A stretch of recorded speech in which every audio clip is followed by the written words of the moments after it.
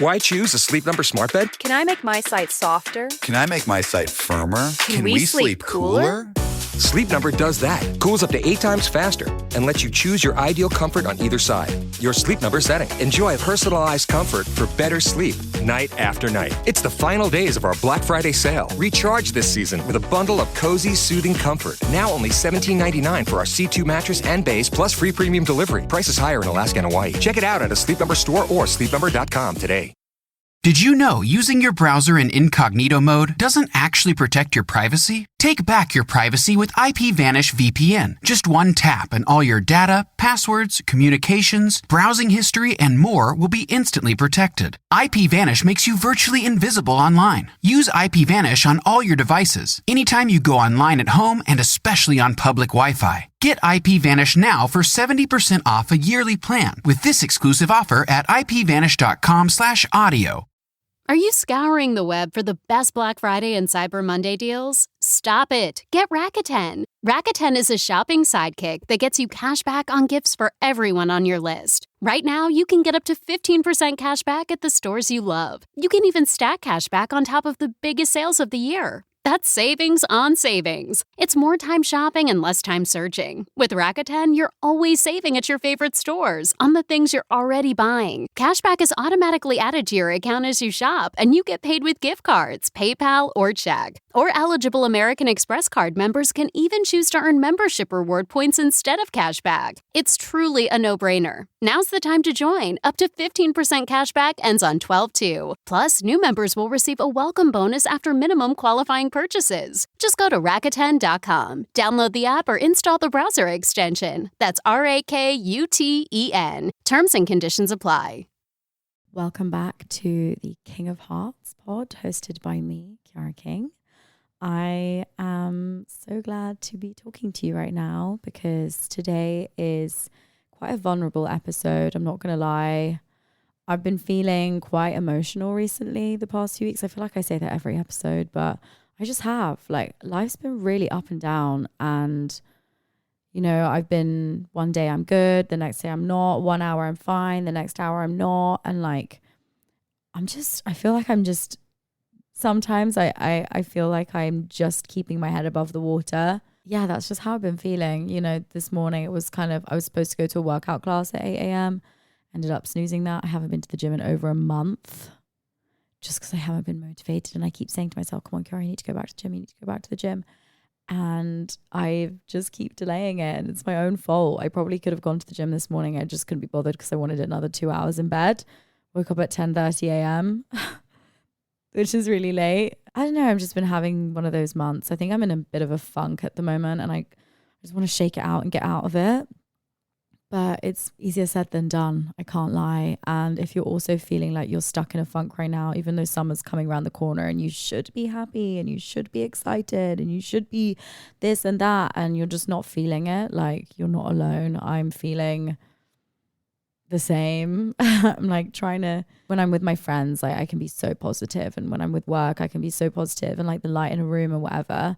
But then when I'm off, and I don't want to say like light in the room in a braggy way, but you know, when I do go in a room, I try to be like the life of the party, and I guess the entertainer is what I'm trying to say. But then when I go back home, I am drained of my social battery, and I just get in a bit of a funk. Like, I'm not feeling very positive. I don't feel very confident. I just eat loads of shit and don't want to work out and, you know, feeding my body what it needs to be fed. And I feel like I've kind of backtracked since I came back from Mexico. Been drinking a lot. I've been going out a lot just with work. So I feel like at work events, like influencer events, there's always so much free alcohol, and they almost like want you to drink to like have a good time, and you also can't really have a good time without it because sometimes they can be a bit long. So just like having a drink helps to just like loosen up a bit, especially if you're doing it every single day, which I have been for the past 3 weeks. I've just been on the whole time, and yeah, I definitely feel a bit run down, but it is what it is. And you know, the only person who's going to get me out of this is myself. So I just need to like slap myself in the face and be like, Chiara, come on, get yourself out of it. But it's just, again, so much easier said than done. Tomorrow I'm going to try and go to the gym. I'm going to see, maybe I need to make a promise to myself on this podcast and be like, okay, from tomorrow, I'm going to go to the gym. And next week, I'm going to update you and be like, I did it. I did it. I went to the gym. So I'm going to try and go tomorrow. And I'm going to make that promise to myself to go tomorrow to the gym, because I really need to stop feeling sorry for myself. I just feel like I'm feeling sorry for myself recently, and it's my own fault. Anyway, today's episode is a little bit of a deep one because I'm in that kind of mood right now. And I'm feeling a bit vulnerable and just like, So this is the way I'm feeling. And if you're also feeling the same, maybe this is for you. But I do want to put a trigger warning in here because we are going to be talking about eating disorders, body dysmorphia. So if this is something that you don't really want to listen to, maybe skip this episode and maybe listen to one of my previous episodes or wait for next week's episode. But yeah, I just wanted to put that in there because I'm going to be talking about how I lost my period for 4 years when I was growing up and why I lost my period for 4 years. And that was to do with having body dysmorphia. And I haven't really spoken about this ever on social media. So yeah, I thought I'd be a bit raw and real with you. But let's start with our quote of the week, because this quote is actually quite cute. It has nothing to do with what I'm about to talk about, but I just really like this quote. So this week's quote of the week is, ego says, once everything falls into place, I'll feel peace. But spirit says, find your peace and then everything will fall into place. Honestly, I couldn't agree more. Like, I feel like my ego is always telling me, oh, once you have more money, then you'll be happy. Once you have 5 million followers, then you'll be happy. Once you have enough views on this video, then you'll be happy. But it's just not true. Like, I have 4 million followers and, sometimes my videos get like loads of views. Does that make me happy? No, it's all an illusion. Once you find your peace with whatever's going on in your life, then everything will fall into place. Then you'll be happy. But it all starts with just feeling good now in this moment. And I know that sounds really cringe and just like, soppy, like, gotta find peace first. But it's true. If you're constantly seeking in the future, and if you're always constantly living in the future and looking for the future and waiting for the future, you're not in the present moment. You're not going to be happy right now because you're constantly striving for more. And unfortunately, perfection doesn't exist. And I'm coming from a perfectionist myself. I beat myself up every single day trying to be perfect when it's all an illusion. There's no such thing as perfection. So what am I striving towards? So yeah, that's the quote of the week. I hope you like it.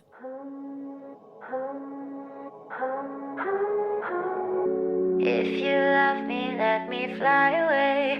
Maybe I'll come back to you. Maybe I won't. Let's get straight into what I'm about to talk about. It's quite deep, so I'm sorry if you weren't looking for a lighthearted episode. I'm just not really in the mood to be joking around today. Sometimes you're just not in the mood. And I didn't want to force it either. I didn't want to come in and like be fake, I guess, and like be, jokey Chiara, because today that's just not how I'm feeling. So I also think it's a really good opportunity to open up about this topic, because I know that especially a lot of my friends have been dealing with what I went through, and I feel like it needs to be spoken about more. And if you've gone through something like an eating disorder or body dysmorphia or a weird relationship with food, or, just a negative outlook on how you look physically, this episode might resonate with you and you might connect with what I'm saying. So I hope you enjoy it. Right. So I've struggled with body image for years. Since I was 12 or 13, I took my first, it's called a shit tea. It's basically a tea that gives you diarrhea. I think I took it for the first time when I was 12, which is crazy because when you're 12, you shouldn't be thinking about losing weight. But I think I think it happened not only because hormones started kicking in, but social media started. Instagram started when I was 12, but I didn't really get into Instagram till I was 13. So I opened an account when I was 12. And I started seeing all these beautiful Victoria's Secret angels on Instagram. and was like, oh, I want to look like Candy Swanepoel. I want to be a Victoria's Secret angel when I was 12. I was 12. Like, I'm still a kid. And obviously, you know, when you're 12, 13, you think you're already an adult. You think you've already grown up. You think you're big balls over here, but really no. And I remember being in Thailand with my family, and my mum had really bad, I think she was really constipated or something. So we went to the shop to get these shit teas, and in Thailand, they're really strong for some reason. I don't know why. It's basically just like a tea, like a herbal tea that you drink at night before you go to sleep. And then in the morning, it's supposed to get your bowels moving, but it's for constipation is the essence of it. If you're really constipated and you've been traveling, we traveled 12 hours to Thailand. So my mum was constipated. She didn't go to the toilet. So we had to buy it. And I, for some reason, took one as well, because I think I convinced my parents that I was also constipated, even though I wasn't. And that was kind of the start of where it all happened. I had the tea before I went to sleep. And then the next morning I had raging diarrhea. I don't know why I always talk about diarrhea on the podcast. It's actually so bad. But yeah, I had raging diarrhea the next morning. Yay. And when I looked in the mirror after I had just like literally shat my pants for like 3 hours straight, I was like, oh my God, I'm so skinny. Like, oh my God. Like I looked at my belly and I was like my belly is flat. Like I've got nothing in there. Like it's really pretty. Like I really like how I look. I look like what all the girls on social media looks like. I look like the girls on the catwalk on Instagram. And this kind of went into a whole thing. Like I started being obsessed with Victoria's Secret angels and Victoria's Secret. And when I was 13, it kind of died down after that shit tea. But then when I got back to school, I started obsessing over Instagram. And I was like, oh my God, I really want to look like every girl on Instagram. Why don't I look like that girl on Instagram? And so I would look at myself in the mirror and I would just start like picking out things that I absolutely hated about myself. I would pick out, you know, my thighs were not big. I hated my belly. Even to this day, I'm not like super obsessed with my stomach. I don't know why. I just don't like it. I feel like it just doesn't look as flat as it should, which is so crazy saying that because I'm not overweight. So what I started to do, I started running every day for 3 months when I was 13 for half an hour every day, every single day without fail. And it got to a point where, you know, my mum would need me in the morning I think my mum had a business and she wanted me to help out at her clinic. And I remember getting in a massive argument with my mum because it was around the same time that I would go on my daily run. And that's when my mum knew there was a problem. And also I had just started my period. Like, I think I started my period in like that January or like December. I was 13 when I started my period and I'd had it for a few months. And I was like, oh my God, I got my period. And then all of a sudden when I started doing these runs every day, and I also was counting my calories, and I would have another issue, which I'll go into, but I was counting my calories every day. So I think I lost like 8-9 kilos within 3 months, which I was already skinny. So then I think I was like, the lightest I was, bear in mind, I'm tall. I'm 5'9", which is 173 centimeters. And I became 47 kilos, which is nothing, like nothing. And I was 13, like that's crazy. It started getting to the point where I would never eat sugar, but I would basically, what I would do, I would have a cheat day once a week, and it was every Friday, I remember. And I would hoard all the snacks that I wanted to eat during the week and just eat them on the Friday. But then it got really unhealthy where I would hoard all those sweets and chocolates and crisps. And then on the Friday, I would eat so much to the point where I would get physically sick. And I remember being like, oh my God, I feel so sick, like I need to throw up. And I remember like I was like 13 or 14. I'd been doing this for like a year. And I made myself sick for the first time in my life. And I was like, oh wow, this is so easy. Like, you know, I can just make myself sick and I don't have to like take on the calories. And I remember there were other girls at school who were also, you know, making themselves sick. And it was such an awful topic to talk about, but it's just like, this was the reality of what school was like. Like, you know, I went into school and there was this one girl and she'd lost so much weight. You know, she was telling everyone she was just making herself sick. And I was like, oh my God, if she's doing it, then it's kind of normal because everyone's doing it. So it's fine. I couldn't do it more than twice. The way I lost the weight was just by running and just basically not eating. And I got so skinny. And I remember going on holidays with my girlfriends with like, we were like 13, 14. And I was that obsessed with working out that I would wake up earlier than my two friends, work out in the morning and do like an ab workout, because if I hadn't done that workout, I would feel so guilty for the rest of the day that I hadn't worked out. But it got so unhealthy. I was so skinny. I was unhappy. I was in the skinniest shape I'd ever been in my entire life. And I was so sad. And not only that, my period stopped. I didn't care that my period stopped. And it got to a point where my mum was like, I was 14 then. My mum was like, Chiara, if you don't stop what you're doing right now, you're never going to have kids. And as a 14-year-old, I was like, oh, whatever, I don't want kids anyway. Like I'm 14. I wasn't obviously not thinking about having kids. But what had happened from me losing all the weight and having body dysmorphia, like I would look in the mirror and think to myself that I was fat, when actually I was so skinny. I was so skinny. I was too skinny. And I was obsessed with like Victoria's Secret. I would buy all the Victoria's Secret underwear. I would buy all the Victoria's Secret swimwear. And yeah, it was just really unhealthy. Like I can't imagine what it's like being a teenager right now and seeing social media, because now it's way worse. And people are way more addicted to social media than when I was 13. I mean, I was already addicted, but I was only spending like 2 hours a day on Instagram. But now people spend like 14 hours a day. You can imagine how that affects a girl, you know, especially. We're just going to take a pause there and we'll be back after this break. This Black Friday, the holidays start early at Kirkland's Home. Beginning Wednesday, November 26th, enjoy 40% off the entire store. From cozy decor to gifts that bring joy, Kirkland's Home has everything you need to make the season bright. Shop in store at participating locations or online at kirklands.com. Hurry, these savings won't last long. Kirkland's Home, where holiday style and savings come together.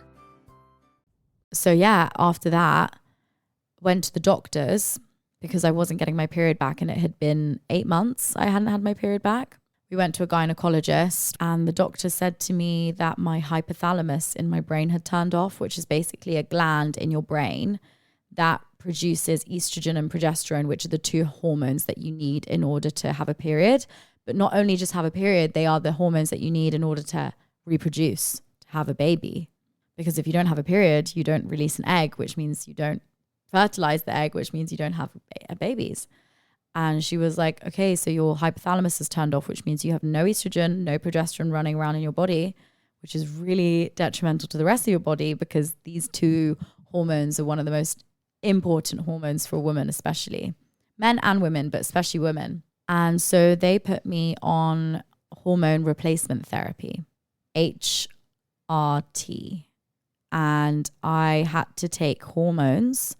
I took Femiston, which is, I don't know if you know Femiston, but it's basically progesterone and estrogen. I think, I can't remember. It was so far. It was like 10 years ago. And I took Femiston every single day for over 1.5 years, I think. And it was a really scary time because I started to realize the consequences of my actions. And I started getting scared. I was like, what if I never get my period back? You know? And so in order to get through that period of my life, literally, no pun intended, I actually was also I was in the rowing team at school, and my parents had to take me out of rowing because I wasn't doing rowing for the right reasons. The trainings were the most intense trainings in the whole of school. We had 7 training sessions a week. Really intense ergo trainings, really intense, like 7 a.m. wake ups to go on the river on a Saturday. Like it was intense. We only had like one rest day, which was on Sunday. And I didn't do rowing for the sport. I did rowing because I just wanted to be skinny. And it was a good excuse for my parents to tell them, oh, but I'm in the rowing team. Like I have to exercise. So that was my excuse. So that's why I did rowing. And I was in the first team. Like I was actually really good because I was pushing myself so much. And there were other girls on the team that had eating disorders as well. We were all just disguising it by loving the sport. But actually we just all had body dysmorphia and eating disorders. And we didn't want to admit that we were doing the sport to lose weight and be skinny. It was really toxic. But yeah, so my parents took me out of rowing because they could see that I was, my period stopped. So I had to, the doctor said, Chiara has to stop doing rigorous sports because it's going to stop her from getting her period back. She needs to do more gentle sports. And this is how I found yoga. Yoga literally changed my life. Yoga was the one thing that got me out of my eating disorder and learning to like love my body the way that it is now. And like, I remember for the first time in my life, like after I did a yoga session with my yoga teacher, it was like the first time that I started to like love my body and like look at my body in a way that's like, oh my God, my body is so powerful. And like, it's so, it's there to provide for me and to support me. And I'd been damaging my body for so many years, but actually my body is there as a vessel for my health and my happiness. And so from the age of 14, I started meditating and doing yoga. I found it through a woman. She came into my school and gave a talk about the benefits of yoga. And so I joined, and there was an after school activity of yoga. So that's how I found yoga. And then when I was 17, I think I got my first period back when I was nearly 18. 4 years I didn't have a period. That time in my life was really hard. Like I never thought about boys. I never thought about going out with boys. I was just like, my main concern was my health for like the majority of my teens, like my sexual health, because I was like, shit, I'm not going to be able to get my period back, which means I won't be able to have kids. And also the hormones messed with my body too. Like I was gaining weight when I didn't want to gain weight, because that's what Femiston does as well. Like it can cause weight gain because your body needs to gain fat in order to like get the hypothalamus to switch on again to release the hormones to start your period. But yeah, yoga literally took me out of a time where I felt so out of control. The only control I thought I had was over what I put in my body, like what I was eating. And then I qualified as a yoga teacher when I was 17. And that was a year-long process. Was it a year or 6 months? I can't remember. I think it was 6 months was the yoga teacher training.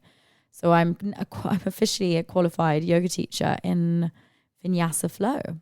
It was an amazing time turning, 17, and I was doing my A-levels whilst, trying to qualify to become a yoga teacher. I was doing like yoga exams and, teaching on the weekends. Like my weekends just consisted of yoga and my weekdays consisted of yoga. But it really, yoga saved me from, I think, a really downward spiral that I could have gone down.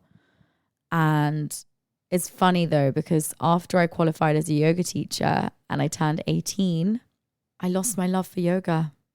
And I regret that, because obviously I still do yoga now and yoga is still a part of my life, but I'd say more in like an emotional, spiritual aspect, not in a physical. Like I don't practice yoga that often, maybe like once a month, which is really sad because yoga was like the one thing that kept me balanced. And I'm always like, oh, I need to get back into yoga. I need to get back into yoga. But it's like, it's been 7 years that I've been saying that. Who knows? Maybe this is the time that I get back into it. But yeah, I'd say like from the ages of 13 to 18 were some of the toughest years. Like, yeah, they were fun, but they were also really tough. Like I was dealing with like serious body dysmorphia. Like I was really unwell. Like I wasn't eating. I was tracking my calories every single day. I think I only got out of watching and counting my calories when I was 21. Yeah, so that's kind of what I've been through. And I can sit here and tell you, if you're listening to this right now, which I'm sure a lot of women especially have been through what I've been through, it's crazy. Like me talking about it, it's so sad. And part of me feels really ashamed of what I went through. But what's even crazier is that I know that you've probably been through this too. And it's so sad to know that the majority of women have been through what I've been through. Maybe not to the extent that I have, but have had some sort of, you know, insecurity about their body, or, you know, looked in the mirror and thought they were fat. And now, you know, thinking back, yeah, I'm still struggling. You know, I still struggle sometimes. Like, you know, I've lost quite a bit of weight the last 4 or 5 months, and my parents have been a bit worried about me again because I've been through, obviously I went through my breakup, but even before the breakup, I was losing a bit of weight, but especially after the breakup. And my parents are now like, you know, Chiara, have you eaten today? Like, are you eating? Like, you know, whenever I'm with my family, they're like, can you eat some more? Like, eat some more on your plate. And I'm like, I'm just not hungry, because I've just been a bit stressed recently. Like, I've not been wanting to eat. And, you know, I try whenever I'm not stressed to eat as much as I can, so that when I felt anxious again, it's like, okay, well, I've eaten. So at least like now I'm anxious. I know I'm not going to eat when I'm anxious. So I'm anxious quite a lot recently. And every time that I don't feel anxious, I like stuff my face with food, because I know that that anxiety is going to come and then I won't be able to eat again. So that's kind of what I've been battling at the moment. It's kind of deep, but I just want to be real. And like, I don't want to sit here and just be like, yeah, oh my God, everything's great and I'm doing amazing, because it's just not the truth. And yeah, I've been struggling a lot recently. It's been really hard, and I don't know what's going on. I've just not been feeling myself. I've been wanting to go out a lot and just escape my problems. And it's weird because I just went to Mexico and had the best time, but then I came back and some things happened in my personal life, and it really threw me off the bandwagon again. And it just, you know, I've not been motivated to do the things that usually would be so easy to do, like just make content. It's been easier doing the podcast because I know I have to come in and do it. Otherwise there's no episode next week. But with like TikTok and Instagram, like I've been trying keeping up with it, but it just feels like I'm swimming against the tide, and like I'm just keeping my head above the water. I don't feel like I'm ahead of work. I feel like I'm just dragging behind, and like doing brand deals has been so strenuous for me. Like I just can't be bothered. But again, life goes on, and every day, you know, it comes, and I just hope that soon I'll be able to get out of this. But again, I know that it's self-inflicted. Like I'm doing it to myself. I'm the one who's not waking up early in the morning. I'm the one who's not controlling how I'm reacting to my own emotions. But sometimes like I just need a break. Sometimes I just want a break, and I just don't want to be on my phone. But I have to be, because if I don't post every day, the world forgets about me, which is so sad to say. But it's like, then I'm not relevant anymore. I know that you're probably listening to this and like, oh my God, Chiara, that's so silly. Like, of course you're relevant. Of course you're important. But that's how I feel. Like if I don't post every day, 5 times a day, I don't feel relevant. I don't feel important. I don't feel loved. And it's something I'm working on with my life coach. But I just thought I'd come on and just be real about how I'm feeling right now, and also what I've been through in the past. Like, I don't want to compare my life to anyone else's, but I feel like I've been through the gutter, like recently. And I don't know why life just wants to throw me loads of lessons. This weekend, I lost my luggage twice. I missed one of my flights. I had to spend £400 on a new flight. And it's like, the universe just isn't on my side at the moment. I just feel like I'm being attacked at all angles. But I just have to keep breathing and just keep moving and somehow get myself out of the way that I'm feeling right now. But yeah, that's kind of all I have to say. I just thought I'd be really open with how I'm feeling at the moment. And if you're also feeling like you're trying to keep your head above the water, you're not alone. And don't believe what social media shows you. And my smiles on social media, they're fake sometimes. I can't lie. But I'd rather just fake a smile than just look depressed online. No one wants to see that either. You know, I'm on social media to make people kind of escape their own lives, not make them feel shit. But I guess, you know, if I do post about me being sad, at least it's more vulnerable and real than just posing with a smile on my face. But I guess this is where the podcast comes in, where I can actually talk for more than 6 seconds. Like I don't do that on TikTok, and Instagram, I don't talk for longer than 6 seconds. So that's why I'm kind of grateful for the pod, that I can actually like express how I feel and be a bit more real and raw and honest about what's going on in my life. Because I feel like if you don't listen to the pod, you don't really know. And I get judged so much online, and it's tiring sometimes being told things that you're not, and being, judged every single day. But yeah, I hope this episode wasn't too depressing, and I'm really sorry if it was. And I hope that you don't leave listening to this episode feeling worse about yourself, but maybe feel like you're not alone. Maybe feel like, you're not going through what you're going through on your own, because you have no idea how many other people are going through difficult times. And it doesn't help being in a world where superficiality and social media and appearances are more important than how you actually feel inside your heart, which is the sad truth. But I'm sure one day you'll feel better and you'll laugh about how you're feeling right now. Like speaking as if I'm not going through a bad time, which I am. I mean, I'm not going through a bad time. It's just been emotionally a bit hard. Like I've been suffering panic attacks and anxiety the past few weeks, and I can't lie, it's been really hard, Having heart palpitations every day is not easy. But yeah, I feel like honesty is the best policy, and I'm trying to be more honest with myself and with others. And this is the best way I can do this. So if you liked this episode, please give it a like and follow and a review. I would really appreciate it. Helps with my podcast. I love you so much. You're so loved. You're so supported. And that's it. See you next week.